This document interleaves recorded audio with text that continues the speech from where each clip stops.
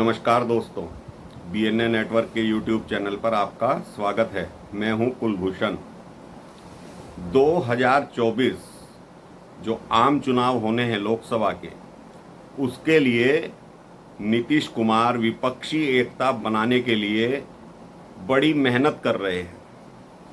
पहले वो ममता बनर्जी से मिले थे, केसीआर से मिले थे, उनके साथ रहते हैं तेजस्वी यादव जो उप मुख्यमंत्री हैं बिहार के, मल्लिकार्जुन खड़गे से मिले थे, राहुल गांधी से मिले थे।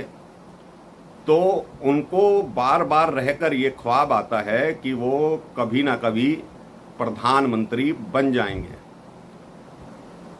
अपने अंदाज में वो बार बार कहते रहे हैं कि बिहार से प्रधानमंत्री होना चाहिए। तेजस्वी यादव जो उप मुख्यमंत्री हैं वो चीफ मिनिस्टर बनना चाहते हैं बिहार के। अब नीतीश कुमार हटेंगे जभी तो तेजस्वी का नंबर आएगा, लेकिन नीतीश कुमार अभी सीएम पद से इस्तीफा नहीं दे रहे हैं। हाँ, मेहनत जरूर कर रहे हैं कि यूपीए का गठबंधन राष्ट्रीय स्तर पर तैयार हो जाए और कहीं ना कहीं कोई ऐसी बात निकल कर आ जाए कि उन्हें प्रधानमंत्री का पद मिल जाए, लेकिन ये उनका दिवा स्वप्न है। अब कल वो उड़ीसा गए थे बीजू जनता दल के नवीन पटनायक से मिलने। नवीन पटनायक पिछले 23 सालों से उड़ीसा के मुख्यमंत्री हैं। केंद्र में जिसकी भी सरकार होती है, नवीन पटनायक केंद्र से समझौता करके चलते हैं। जब यूपीए की सरकार थी तो कुछ मुद्दों पर उन्होंने यूपीए सरकार का समर्थन किया। अब 9 वर्षों से नरेंद्र मोदी की सरकार है तो वो खुलकर नरेंद्र मोदी का समर्थन हर मुद्दे पर करते आए हैं।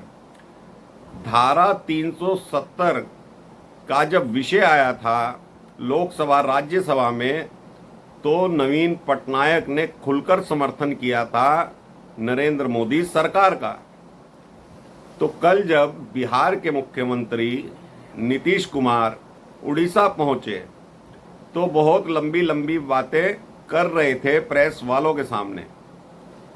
कह रहे थे कि ये हमारे बहुत पुराने मित्र हैं, इनके पिताजी से भी हमारा बहुत पुराना संबंध रहा है, क्योंकि नवीन पटनायक के जो पिताजी थे वो भी उड़ीसा के मुख्यमंत्री रह चुके हैं। तो दोस्तों, बहुत लंबी लंबी फेंकने वाले नीतीश कुमार कल नवीन पटनायक की तारीफों के पुल बांध रहे थे कि हम हमेशा से नवीन पटनायक का सम्मान करते आए हैं, नवीन पटनायक हमारा सम्मान करते आए हैं और कभी ना कभी इन्होंने यूपीए को भी समर्थन दिया है। तो जब नवीन पटनायक से पत्रकारों ने सवाल पूछा यूपीए गठबंधन का, विपक्षी एकता का, तो नवीन पटनायक ने नीतीश कुमार की बोलती बंद कर दी। कह दिया किसी भी राजनीतिक मुद्दे पर तो चर्चा ही नहीं हुई है, ये तो मेरे से मिलने आए थे। हाँ, इतना जरूर है, नवीन पटनायक ने उन्हें तोहफे में बिहार भवन बनाने के लिए उड़ीसा में निशुल्क जमीन दे दी। तो नवीन पटनायक ने कुछ ही सेकंडों के अंदर नीतीश कुमार के गठबंधन की हवा निकाल दी, यूपीए गठबंधन की हवा निकाल दी, विपक्षी एकता को तार तार कर दिया। क्योंकि नवीन पटनायक बहुत सुलझे हुए नेता हैं, किसी भी राष्ट्रीय मुद्दे पर वो केंद्र सरकार का समर्थन करते आए हैं, लेकिन वो बदजुबानी से बचते हैं, बार बार बयान देने से बचते हैं और उनके जो भी सांसद रहते हैं लोकसभा में या राज्यसभा में, वो ज़्यादातर मुद्दों पर नरेंद्र मोदी का समर्थन करते हुए नजर आते हैं और बीजू जनता दल को यानी कि नवीन पटनायक को अपने राज्य में किसी और दल से समझौता करने की आवश्यकता नहीं है, क्योंकि उनका जन समर्थन जनता में इतना है कि वो 23 साल से लगातार मुख्यमंत्री बनते चले आ रहे हैं।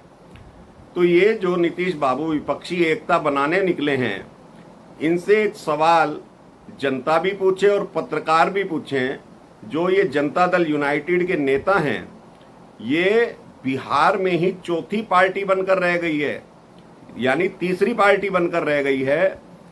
पहले नंबर पर तेजस्वी की पार्टी, दूसरे नंबर पर भाजपा और तीसरे नंबर पर आते हैं नीतीश कुमार की पार्टी जनता दल यूनाइटेड।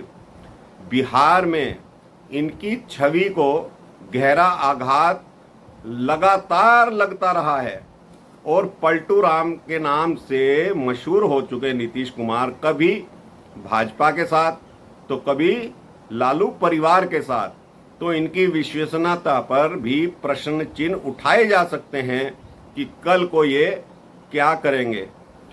अगर नीतीश कुमार अकेले चुनाव लड़ लें तो इनका एक भी सांसद बिहार से आने वाला नहीं है। जब ये अकेले लड़े थे तो इनको 2 ही सीट लोकसभा में प्राप्त हुई थी, लेकिन किसी ना किसी से गठबंधन करने के बाद ये बिहार की सत्ता पर काबिज हो जाते हैं। कभी भाजपा से समझौता तो कभी तेजस्वी लालू से समझौता।